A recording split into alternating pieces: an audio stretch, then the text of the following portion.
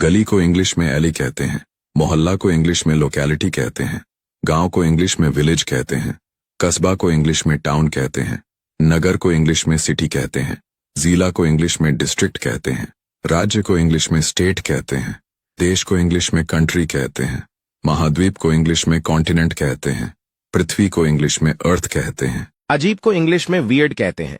गंभीर को इंग्लिश में सीरियस कहते हैं, चालाक को इंग्लिश में क्लेवर कहते हैं, खतरनाक को इंग्लिश में रिस्की कहते हैं, बेकार को इंग्लिश में यूजलेस कहते हैं, शांत माहौल को इंग्लिश में पीसफुल कहते हैं, शोर को इंग्लिश में नॉइज कहते हैं। बेवजह को इंग्लिश में अनप्रोवोक्ड कहते हैं, लाचार को इंग्लिश में हेल्पलेस कहते हैं, बेपरवाह को इंग्लिश में केयरफ्री कहते हैं, अधूरापन को इंग्लिश में इनकम्प्लीटनेस कहते हैं, खोया खोया को इंग्लिश में डिसोरिएंटेड कहते हैं, दरकिनार को इंग्लिश में एक्सक्लूडेड कहते हैं। घमंड को इंग्लिश में ईगो कहते हैं, डर को इंग्लिश में फियर कहते हैं, मेहनत को इंग्लिश में हार्डवर्क कहते हैं, किस्मत को इंग्लिश में लक कहते हैं, सपने को इंग्लिश में ड्रीम कहते हैं, हिम्मत को इंग्लिश में करेज कहते हैं, सच्चाई को इंग्लिश में ट्रूथ कहते हैं। पसंदीदा इंसान को इंग्लिश में क्रश कहते हैं, नुकसानदेह इंसान को इंग्लिश में टॉक्सिक कहते हैं, अच्छी निशानी को इंग्लिश में ग्रीन फ्लैग कहते हैं, खतरे का संकेत को इंग्लिश में रेड फ्लैग कहते हैं, माहौल को इंग्लिश में वाइब कहते हैं,